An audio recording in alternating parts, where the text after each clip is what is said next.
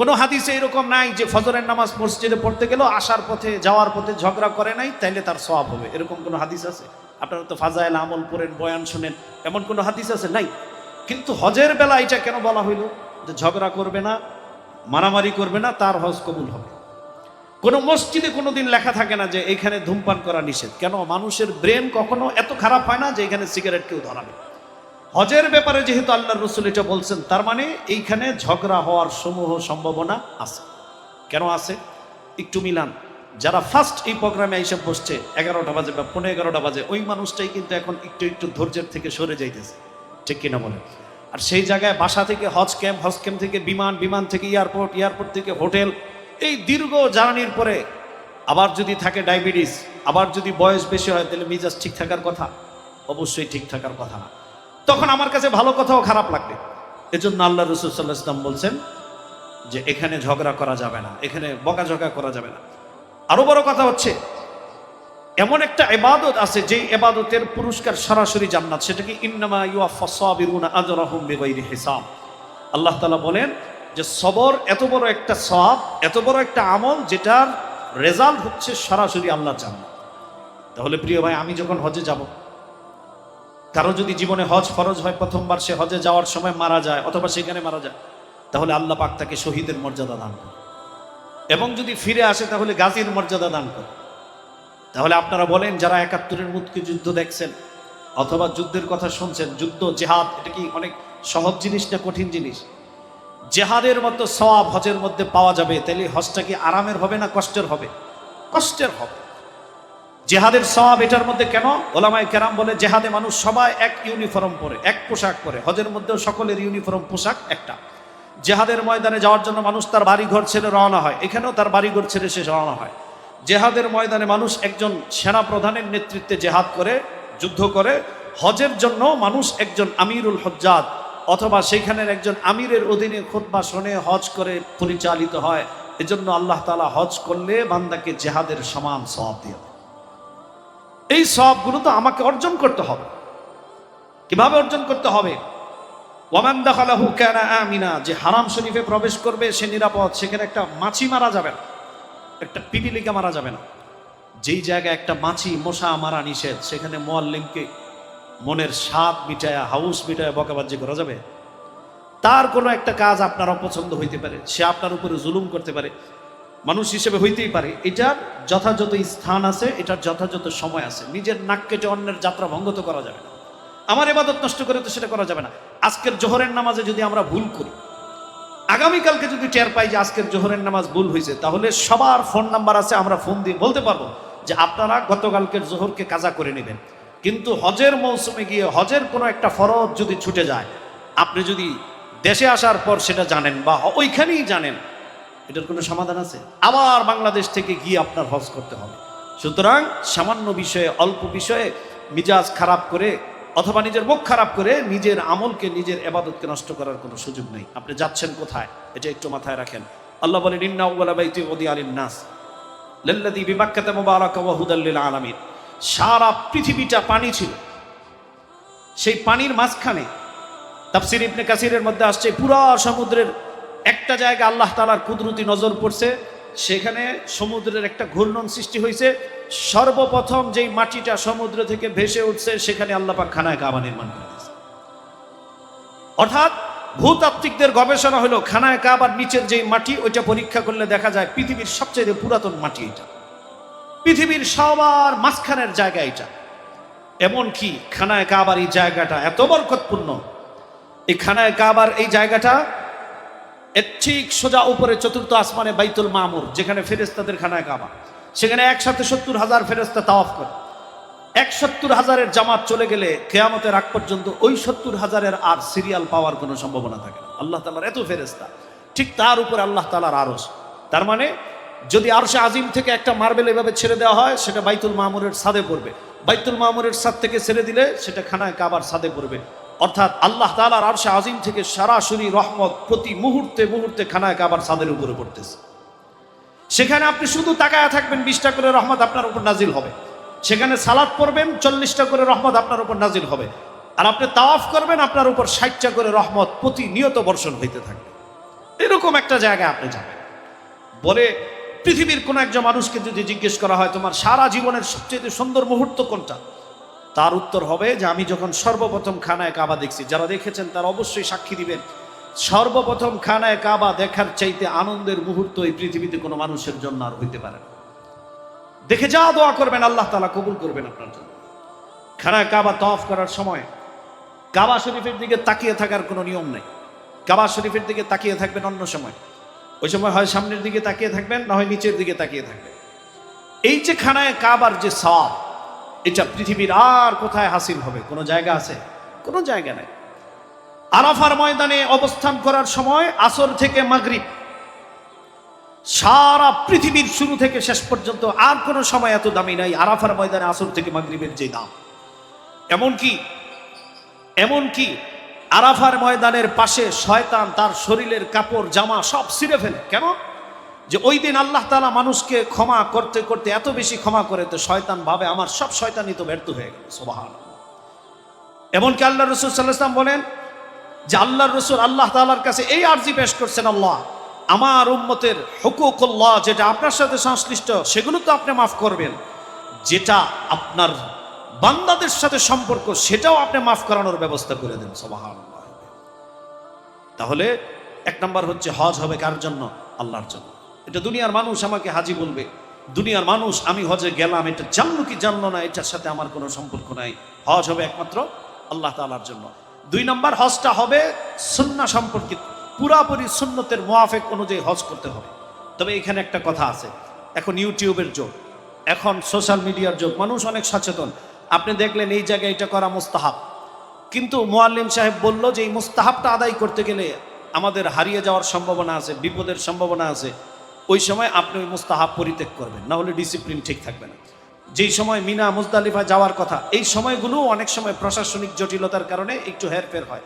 এজন্য নিজে যা পড়ছেন ওইটা নিয়ে বার্গেনিংয়ে যাবেন না। হ্যাঁ, আপনি আপনার মুআল্লিমের সাথে এটা নিয়ে কথা বলেন যে এটা কিভাবে করা যায়। এই বিষয়গুলো, অর্থাৎ আমি যে সেখানে ইবাদতের জন্য গিয়েছি এটা আমার মাথায় থাকা। 3 নাম্বার, হজ যাতে কবুল হয় এজন্য সব সময় আল্লাহর কাছে দোয়া করা। আমরা যদি আমেরিকার ভিসার জন্য এমবিসিতে দাঁড়াই, আপনি বলেন প্রত্যেকের কলিজায় পানি থাকে, তখন ভিতরে ভিতরে আল্লাহকে ডাকতে থাকে, আল্লাহ যাতে এটা ফেরত না দেয়, আমার ফাইলটা যাতে কি হয়, অ্যাকসেপ্ট হয়। তাহলে আমি বাংলাদেশ থেকে সেখানে গেলাম, আসা যাওয়া 8-10 লক্ষ টাকা আমার খরচ ছিল, আমার হজটা যাতে কবুল হয় এই দোয়া আল্লাহ তাআলার কাছে নিয়মিত করতে থাকে। আপনারা জানেন বাংলাদেশের প্রায় মসজিদগুলোতে একটা ফাজায়েলে আমল আছে, ফাজায়েলে হজ আছে, শেখ জাকারিয়া রাহমাতুল্লাহ আলাইহি লেখা। সেখানে আছে আল্লাহর এক বান্দা 30 বছর যাবত আল্লাহ খানায় কাবার হজে যায়, আর গিয়ে বলে লাব্বাইক আল্লাহুম্মা লাব্বাইক। আকাশ থেকে জবাব আসে লা লাব্বাইক ইয়া আবদি, বান্দা তোমার হজ কবুল করা হচ্ছে না। 30 বছর পরে নিজের আপন নাতি নিয়ে হজে গেছে, তো নাতি বলতেছে, দাদা এই যে আকাশ থেকে জবাব আসে লা লাব্বাইক ইয়া আবদি, আপনি শোনেন না? শুনি তো। তাহলে আর আপনার এখানে আসার লাভ কি, ফায়দা কি? দাদা চোখের পানি ছেড়ে দিয়ে বলতেছে, নাতি আমার তো আল্লাহ তাআলার তো আমি ছাড়া কোটি কোটি বান্দা আছে, কিন্তু আমার তো আল্লাহ ছাড়া আর কেউ নাই, আমার তো আসতে হলে তার কাছে আসতে হবে। আল্লাহ তাআলার বান্দার এই কথাটা এত ভালো লাগছে, আল্লাহ তাআলা ফেরেশতাদেরকে বলছেন, ফেরেশতারা শোনো, আমার বান্দা 30 বছর যাবত আমাকে ডাকছে, আর আমি তার ডাককে প্রত্যাখ্যান করেছি, কিন্তু সে কোনো দরগায় যায় নাই, কোনো মাজারে যায় নাই, আমার কাছেই আসছে। আজকের ডাকটা আমার কাছে এত ভালো লাগছে, আজকের এই ডাকের উসিলায় বিগত 30 বছরের হজগুলো আমি আল্লাহ তার কবুল করে নেব। আরেকটা বিষয় বলে আমি শেষ করব, সেটা হলো আমাদের মধ্যে কিছু মানুষ আছে অনেক চালাক, যারা বলতে চায় হজ উমরা তো মদিনা শরীফ তো আর এত বেশি জরুরি কোনো কিছু না। অনেকে ওমরায় গেলে বলে যে 14 দিনের মধ্যে 12 দিন মক্কায় দেন, বেশি বেশি ওমরা করব মদিনায়, মানে মদিনার বিষয়টাকে অত বেশি গুরুত্ব দিতে চায় না। কিন্তু এটা একটা বদকিসমতির আলামত, এটা বিরাট বড় খারাপ লক্ষণ। ইমাম মালিক রাহমাতুল্লাহ আলাইহি, উনি ছিলেন সমস্ত ইমামদের মধ্যে সবচেয়ে বেশি আশিক রাসূল। উনি মিশকাত শরীফের এক সারামের কাতে ওনার কথাগুলো আনা হয়েছে। উনি বলেন, দুনিয়ার সকল মানুষ মনে করে হারাম শরীফের সালাত পাঠ করলে সওয়াব বেশি, দুনিয়ার সকল মানুষ মসজিদে হারামকে সবচেয়ে সম্মানী মনে করে। ইমাম মালিক রাহমাতুল্লাহ আলাইহি বলে যে শোনো দুনিয়ার মানুষ, আমার কাছে মনে হয় মসজিদে নববী সবচেয়ে বেশি দাম। কেন? বলে ওয়া ইদ ইয়ারফাউ ইব্রাহিমুল কওয়াইদা মিনাল বাইতি ওয়া ইসমাঈল, খানায়ে কাবা তো বানাইছে ইব্রাহিম আলাইহিস সালাম, ইসমাঈল আলাইহিস সালাম, আর মসজিদে নববী বানাইছে স্বয়ং মুহাম্মদুর রাসূলুল্লাহ সাল্লাল্লাহু আলাইহি ওয়াসাল্লাম। উনি বলেন খানায়ে কাবার কোথাও এমন একটু মাটি নাই যেই মাটিটা আমার রাসূল মুহাম্মদুর রাসূলুল্লাহ সাল্লাল্লাহু আলাইহি ওয়াসাল্লাম যেই মাটিতে শুয়ে আছেন রওজায়ে আতহার, এই মাটিটা রাসূলের শরীরের সাথে লেগে থাকার কারণে যত দামি, পুরো আসমান জমিনের মধ্যে এত দামি আর কোনো মাটি নেই। অথচ কিছু মানুষ আছে মনে করে যে মদিনায় এত বেশি থাকার দরকার নেই, মদিনায় যাওয়ার দরকার নেই। এগুলো শিয়াদের মতো চিন্তা চেতনা, শিয়াদের মতবাদ। শিয়ারা শুধু মক্কায় যায়, মদিনায় যেতে চায় না। এজন্য মদিনার ব্যাপারে যদি কারো দিল না কাঁদে, মদিনার রসুলের ব্যাপারে যদি কারো এশকার মোহাব্বত দিল থেকে জাগ্রত না হয়, আপনি ইস্তিগফার পাঠ করেন, আপনি রসুল সাল্লাল্লাহু আলাইহি ওয়াসাল্লামের উপরে বেশি বেশি দুরূদ শরীফ পাঠ করেন। একবার যদি কেউ দুরূদ পড়ে তাহলে 10টা রহমত তার উপর নাজিল হয়। একবার যদি কেউ দুরূদ পড়ে 10টা মর্যাদা বুলন্দ হয়। একবার যদি কেউ দুরূদ পড়ে 10টা গুনাহ তার মাফ হয়ে যায়। আপনি জানেন পৃথিবীর এমন কোন দোয়া নাই যেই দোয়াটাকে নিশ্চিত বলা যায় যে এই দোয়াটা কবুল হবে। আমি যদি বলি যে আমার এটা দরকার, এটা দরকার, যে বাংলাদেশে এখন বৃষ্টি হোক, এই বছর ফসল ভালো হোক, অথবা যত দোয়া করি কোনো দোয়া নিশ্চিত না যে এই দোয়াটা কবুল হবে। একমাত্র একটা দোয়া যেই দোয়াটা 100% আল্লাহ কবুল করে, সেটা কি? আল্লাহুম্মা সাল্লি আলা নবী। বান্দা যখন বলে যে আল্লাহ আপনি আপনার হাবিবের উপর রহমত বর্ষণ করেন, এই দোয়াটা কোনোভাবেই ফেরতের কোনো সুযোগ নেই। আর আমি এই দোয়া করলে আমার লাভ কি? বলে আমি যত বেশি রসুলের উপর দুরূদ পাঠ করাবো, আমার অন্য অন্য সকল চাহিদা পুরা হয়ে যাবে। উদাহরণস্বরূপ এইখানে আজকে 100 লোক আছে, 99 জন লোক যদি তাহাজ্জুদের নামাজের পর দোয়া করে আল্লাহ আমার এটা দরকার, আমার এটা দরকার, আমার এটা দরকার, আর একজন লোক যদি থাকে এমন যে তাহাজ্জুদের নামাজের পর থেকে ফজর পর্যন্ত দুরূদ শরীফ পড়ছে, তো আল্লাহ তাআলা পুরা 99 জনকে যা দিবে ওই একজনকে দুরূদের কারণে সব দিয়ে দিবে। এজন্য হজের সফরগুলোতে খুব বেশি দুরূদের আমল করা এবং মদিনার তাজিম করা, মক্কা মদিনার তাজিম করা। কি পরিমাণ তাজিম করা! বলে যে যত বেশি রসুলকে সম্মান করছে, ভালোবাসছে, তার মর্যাদা আল্লাহ পাক দুনিয়ায় তত বেশি বুলন্দ করেছেন, তত বেশি দামি করেছেন। আপনারা জানেন এই ভারত উপমহাদেশের প্রখ্যাত বুজুর্গ হুসাইন আহমদ মাদানী রহমাতুল্লাহ আলাইহি আওলাদে রসুল, উনি মদিনা শরীফে গেলে মদিনা শরীফের তরমুজের খোসাগুলো পর্যন্ত উঠায়া এগুলোকে ধুইয়া খাইতেন আর বলতেন যে এই মাটিটা আমার হাবিবে কিবরিয়ার পা পড়ছে।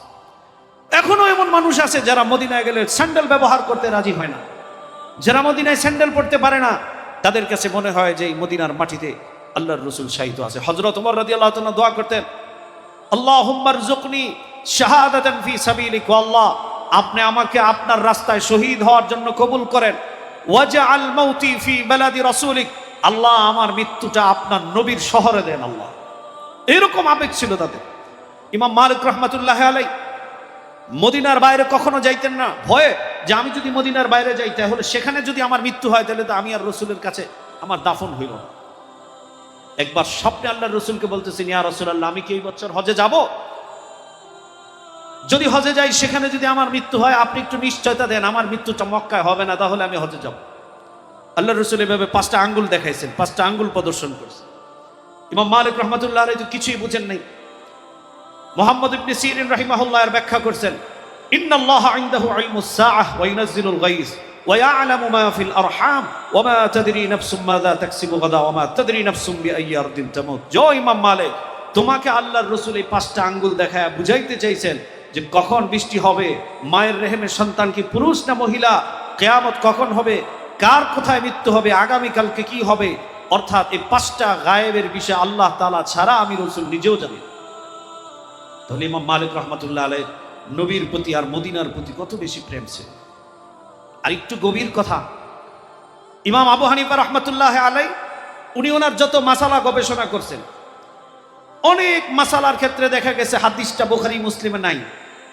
অর্থাৎ অন্যান্য মাযহাবের তুলনায় হাদিসের মানটা একটু কম মনে হয়, কিন্তু ইমাম আবু হানিফা রাহমাতুল্লাহ আলাইহির মূল থিওরি ছিল যে এই হাদিসটার মান যদি দুর্বল হয়, এটা কোনো না কোনো ভাবে কোরআনের সাথে মিল আছে। সুবহানাল্লাহ।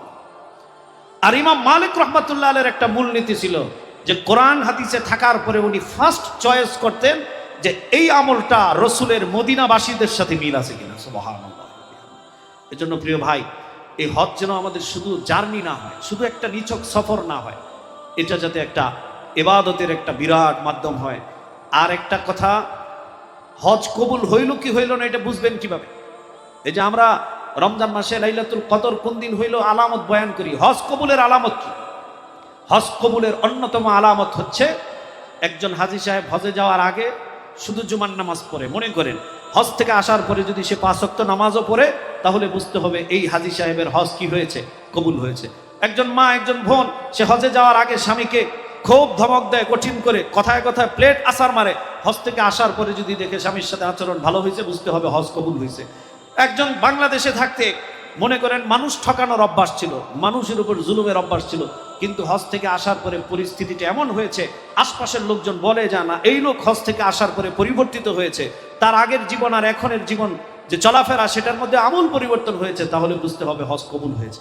কিন্তু আফসোস, এই 30 দিন 35 দিন 40 দিনের হজের সফরে চেহারার মধ্যে যতটুকু দাড়ি গজায়, এই দাড়িটা নিয়েও বিমানে উঠতে চায় না এমন হাজী সাহেব আছে না নাই?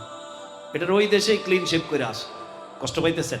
আর আপনারা এমন করেন না, কিন্তু এমন আছে তো, এমন হাজী আছে না? আছে এমন হাজী। তাহলে তার হজ কি কবুল হয়েছে আপনি কি বলবেন? এই জন্য আল্লাহ তাআলার কাছে দোয়া করতে থাকা, যাতে আল্লাহ তাআলা আমাদের হজকে কবুল করেন। এত কিছু ইনভেস্ট করলাম, কিন্তু কাজের কাজ যদি না হইল, বিশাল বড় বরযাত্রীর আয়োজন হইল, কিন্তু জামাই রাগ করে আর আসলো না এই অনুষ্ঠানে, কোনো অর্থ আছে?